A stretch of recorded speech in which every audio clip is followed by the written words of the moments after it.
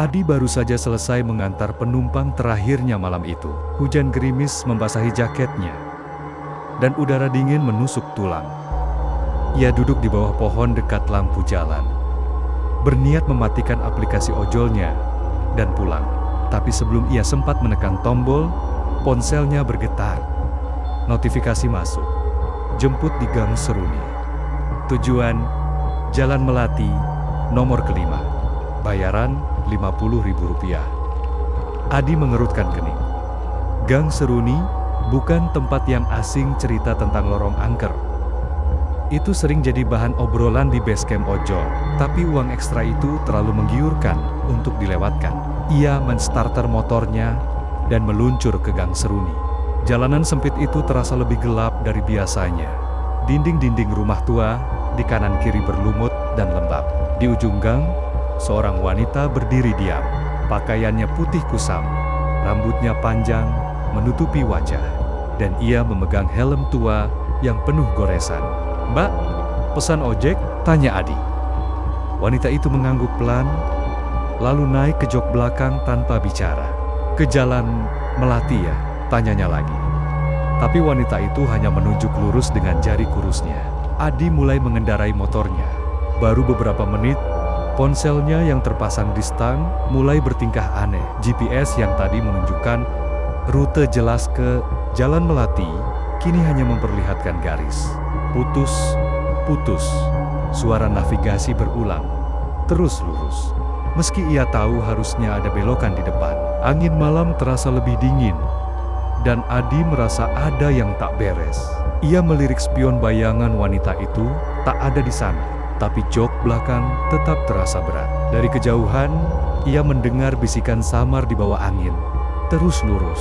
Adi mencoba menenangkan diri. Ia terus melaju, tapi jalan aspal yang ia kenal perlahan berubah jadi tanah berlumpur. Pepohonan tua muncul di kanan kiri, menjulang tinggi, seperti dinding hidup. Ini bukan kota yang ia tahu. Ia menghentikan motornya. Tangannya gemetar saat membuka aplikasi untuk menghubungi penumpang. "Mbak, kita kemana sebenarnya?" tanyanya, tapi tak ada jawaban. Panggilan ke nomor penumpang hanya menghasilkan suara statis.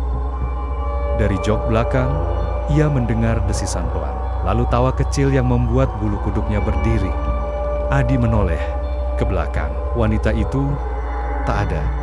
Jok kosong, tapi helm tua yang tadi dipegangnya masih tergantung di sisi motor, bergoyang pelan. Ia memutuskan untuk kembali ke Gang Seruni, membalikkan motornya dengan harapan menemukan jalan pulang. Tapi saat ia menoleh, jalan yang tadi ia lalui sudah lenyap. Hanya ada deretan pohon dan kabut tipis. GPS-nya terus berbunyi, terus lurus.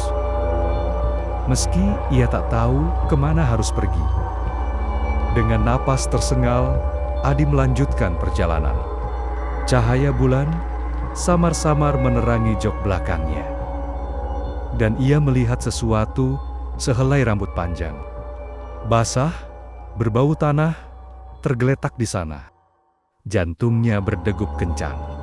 Tiba-tiba, GPS berbunyi. "Anda telah tiba." Adi menoleh ke depan. Di tengah kegelapan, sebuah pohon beringin tua berdiri tegak. Akar-akarnya menggantung seperti jaring raksasa. Ia tahu, ini bukan tujuan yang ia inginkan.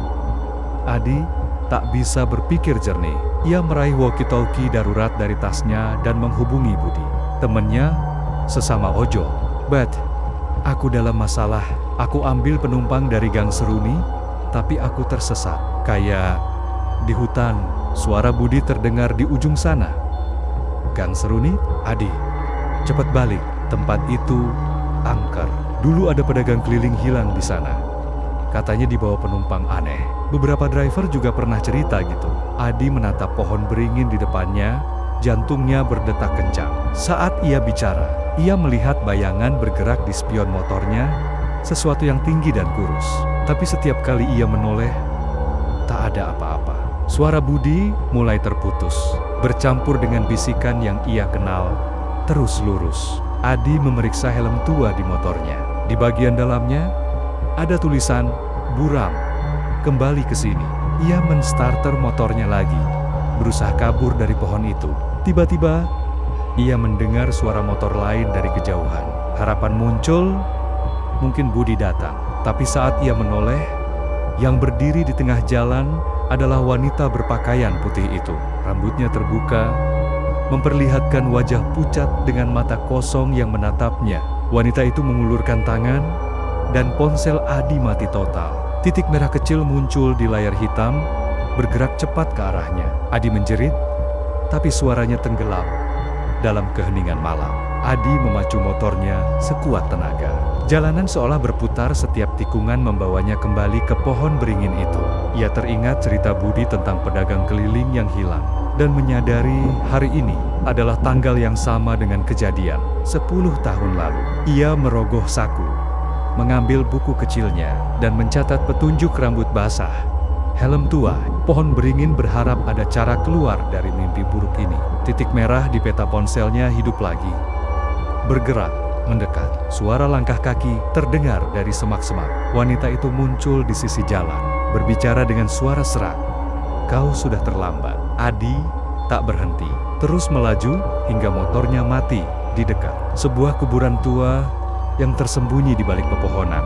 Di jok belakang, ia menemukan dompet tua yang terjatuh. Di dalamnya ada foto pudar seorang wanita pedagang keliling yang hilang, dengan wajah sama persis seperti penumpangnya. Adi menatap kuburan itu. Dari arah makam-makam tua, ribuan bisikan memanggil namanya. "Adi, Adi." Ia mencoba menyalakan motornya, tapi mesin tak hidup. Titik merah di peta kini tepat di posisinya, dan ia merasa tangan dingin menyentuh pundaknya. "Kau milikku sekarang," bisik wanita itu dari belakangnya. Adi tak tahu bagaimana ia bisa kembali. Tiba-tiba ia tersadar di gang seruni. Motornya diam di tempat ia menjemput wanita itu. Langit masih gelap, tapi ponselnya hidup lagi, menunjukkan orderan selesai dengan rating 5 bintang dari tak terlihat. Tubuhnya lemas, tapi ia buru-buru pulang. Keesokan harinya, teman-teman ojol di basecamp heboh. Mereka bilang, Adi hilang selama 3 hari. Padahal baginya, semua terjadi dalam satu malam. Budi menunjukkan rekaman dashcam motor Adi. Ia mengendarai sendirian, tapi ada sosok putih duduk di belakangnya sepanjang waktu.